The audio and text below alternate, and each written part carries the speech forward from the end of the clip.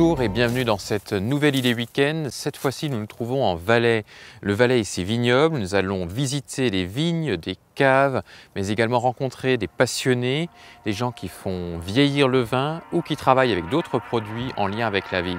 Alors suivez-nous sur les traces de cette nouvelle idée week-end.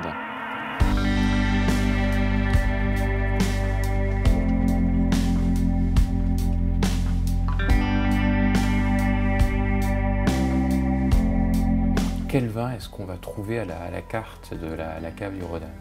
Das ist vielleicht eine Eigenheit von unserer Kellerei oder Wallis generell. Wir haben eine sehr große Palette von Weinen, über 28 Rebsorten. Pinot Noir, Pinot de Salguenen, Pinot de Salgesch, Grand Cru, aber auch Cornelin, Syrah. Qu'est-ce qui vous a amené à choisir de produire des vins en bio? Bei uns ist Bio ein Teil einer ganzen Philosophie. Wir nennen diese enkeltaugliche Landwirtschaft. Da geht es um alle Nachhaltigkeitsaspekte, aber eben auch die ökologischen.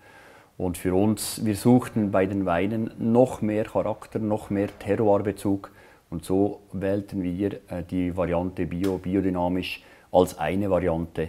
Il y a aussi une possibilité pour eux de découvrir la cave, mais aussi les vignes et de marcher au milieu du vignoble. Wir möchten das den Kunden zeigen, indem dass wir wirklich in die Reben gehen, von Parzelle zu Parzelle spazieren, dort den spezifischen Wein degustieren, um dem Kunden auch zu zeigen, was für eine große Arbeit dahinter steckt.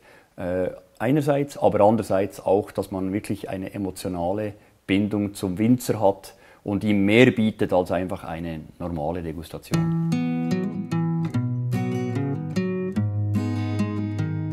Le musée revient notamment sur l'histoire du vin et de la vigne en Valais. Cette histoire, elle est très longue. On a toujours dit que le vin avait été amené par les Romains et on a découvert en fait des traces de vignes bien avant l'arrivée des Romains, à l'âge du fer, dans les années moins 500 à moins 600, alors que les Romains arrivent chez nous en moins 15. Il y a eu une viticulture en fait pré-romaine. Une culture de la vigne qui est un peu différente, c'est une culture très familiale, culture vivrière presque. La culture de la vigne en Valais a été longtemps le fait des familles. Souvent les vignes étaient le seul argent frais qu'ils avaient. Ces paysans abandonnent progressivement leur bétail au début du XXe siècle, mais l'attachement aux vignes est très fort et ils vont garder leur vigne à côté d'un autre métier qui peut être ouvrier à l'usine, mais aussi notaire ou dentiste par exemple. À partir des années 1980, on assiste à une professionnalisation du métier. Les propriétaires gardent leurs vignes, ils y sont très profondément attachés, mais ils la confient à des professionnels pour les faire travailler. Donc ils ont envie de passer leur temps à faire autre chose, mais par contre, conservent cette vigne en mémoire de leurs ancêtres. Ils la reçoivent non pas pour la dilapider, mais pour la transmettre aux générations futures. Donc là, on se trouve sur le bis de Claveau qui surplombe en fait cette magnifique ville de Sion. Tu nous parles des bis. Les bis, qu'est-ce que c'est? Alors les bis, ce sont des canaux d'irrigation que l'on a commencé à construire ici dans la région au Moyen-Âge. Et aujourd'hui, ce sont aussi des atouts touristiques, donc des buts de promenade en soi. Parce que les vignes, le vignoble, c'est vraiment important pour l'histoire de Sion et puis pour les habitants. Sion est la seconde commune vitivinicole de Suisse, donc il y a vraiment une importance autour de ce vignoble. D'importantes caves, d'importants vignerons travaillent dans ces vignes. Et évidemment que la population est très sensible à ce vignoble. Donc on a une activité qui s'appelle le Sion and Wine Tour, qui est un tour accompagné. Vous allez découvrir la vieille ville de Sion, vous allez déguster 5 vins et vous allez aussi pouvoir manger une assiette valaisanne, donc un plat bien typique de chez nous.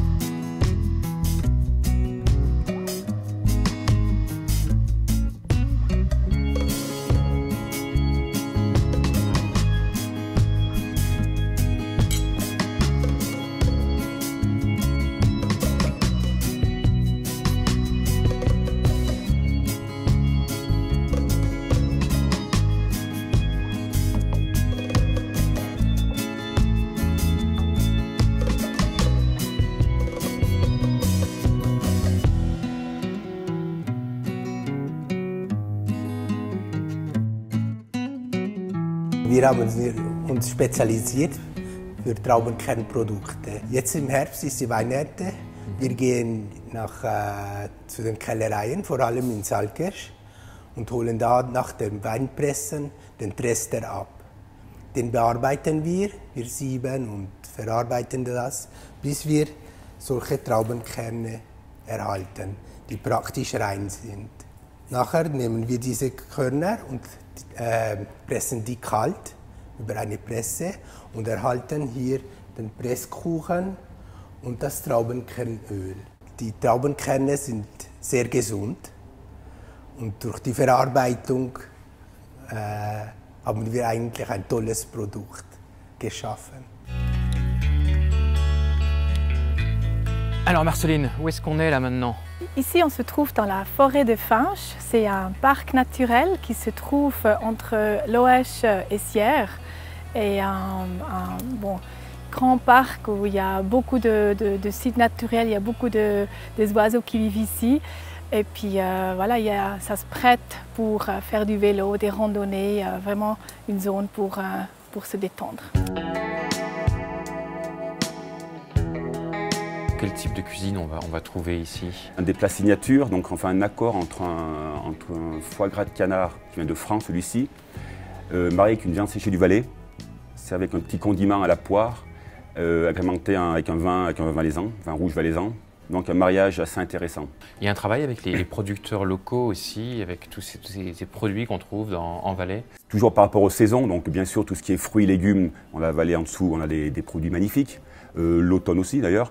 Ensuite tout ce qui est les produits par rapport à ma viande par exemple, hors chasse, plutôt on va dire par le bœuf, on a le bœuf des Reims, on a des très bons produits, on a de l'agneau en Valais. Et puis est-ce qu'il y a un dessert qui est fait aussi peut-être à partir d'influences ou de produits de la région? Donc on a appelé ça balade en forêt, on a essayé de recomposer de la mousse, des petits champignons, donc vraiment essayer de trouver la forêt dans l'assiette si vous voulez, côté sucré.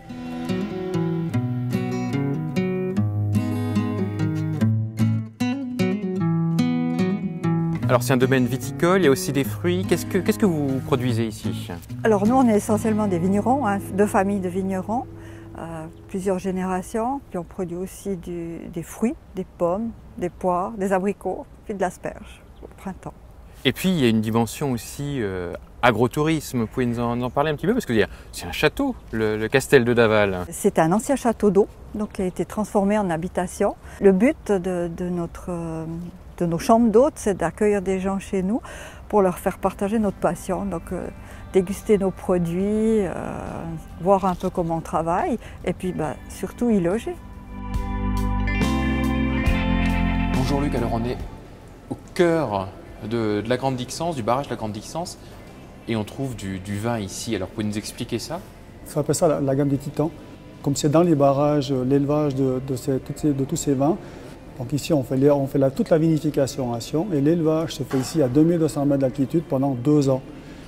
Quels sont les avantages pour le vieillissement du vin? Alors, les avantages du fait qu'on a une température qui est très basse, une hygrométrie à plus de 100%, on est en dépression, donc on a moins d'oxygène. Donc l'objectif de cette gamme, c'est de ralentir l'évolution du vin. C'est d'avoir un vin qui a 10 ans sur l'étiquette, mais que 4 ou 5 ans, au maximum 6 ans dans la bouteille.